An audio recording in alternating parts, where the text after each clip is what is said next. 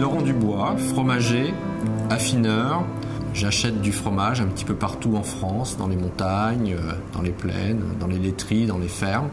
J'ai des caves et j'ai un atelier d'affinage et je revends mes fromages dans mes magasins à Paris. Mes grands-parents étaient déjà des fromagers parisiens. Mes parents, mon oncle était un grand fromager parisien.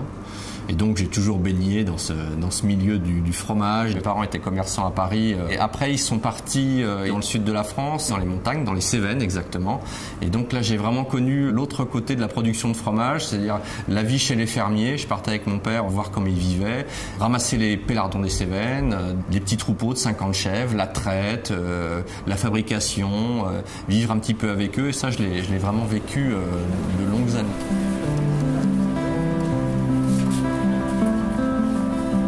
Mes premiers souvenirs, c'est les halles avec mon père, c'est la dégustation des fromages à 7h du matin. Tout de suite, une explosion de saveurs dans la bouche. Quand j'ai commencé à vraiment apprécier les bonnes choses, à devenir un petit peu gourmet, je me suis dit que j'avais quand même une grande chance d'avoir 2 générations derrière moi de gens qui connaissaient vraiment très très bien ce métier-là. Quand j'ai senti que c'était pour moi, c'était ce métier-là qui me correspondait, j'ai fait un espèce de tour de France. Je suis allé travailler dans des laiteries, j'étais fabriquer du fromage, j'étais travailler sur des marchés, vendre des fromages chez plein de professionnels. Ça m'a permis de voir plein de choses différentes et de ne pas avoir qu'une seule version. J'avais vraiment une volonté de faire les choses à ma façon. C'est ce que je dis, je voulais ouvrir la fromagerie de mes rêves, c'est-à-dire pas faire de concessions par rapport au commerce. Pour moi, le métier de fromager, c'est un métier malgré tout d'expert, de connaisseur et de technicien.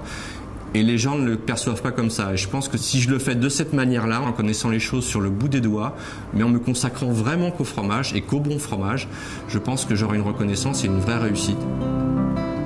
J'affine mes fromages. Moi, je trouve que la valeur ajoutée, c'est là que je l'amène. Au-delà du fait que je cherche et que je trouve des bons fromages, je les transforme en les gardant, en les faisant vieillir de différentes manières, en leur apportant les soins dont ils ont besoin pour qu'ils soient vendus au moment idéal. Dans nos magasins, on a des caves où on restitue les ambiances qu'on peut retrouver dans un tunnel ou dans une cave, c'est-à-dire humidité et ambiance contrôlée. Et on a aussi un atelier un petit peu plus grand où on peut stocker des plus gros fromages, des Beaufort, des comtés, des tomes de brebis, des parmesans. Et on a des techniciens, des experts qui travaillent avec moi, qui réceptionnent les fromages, qui les rangent, qui les trient, qui les soignent. On reste malgré tout des commerçants de proximité, dans les quartiers vivants, dans les quartiers où il y a des marchés. On est à côté d'une brasserie, d'une boulangerie, d'une poissonnerie. Donc on installe nos magasins. Je trouve que quand les choses sont belles, tout va mieux. Et quand je vois le mal que se donnent les producteurs à fabriquer un fromage, le présenter de manière esthétique, c'est la moindre des choses. On n'est pas derrière le comptoir, on est dans un univers de fromage. Vous avez les fromages sur les murs. Donc on vous accueille, on vous parle, on vous fait goûter les fromages, on cherche ce que vous aimez moins. Et le cœur de notre travail, c'est quand même la relation avec le client. Transmettre une passion à quelqu'un, c'est une des plus belles choses aussi qui puisse exister dans la vie. C'est toujours les rencontres qui font les meilleurs moments et le fromage et le faire valoir pour ça. Ensuite, s'il vous plaît. Pour moi, la création, c'est des affinages très soignés, très pointus, je dirais presque au jour près.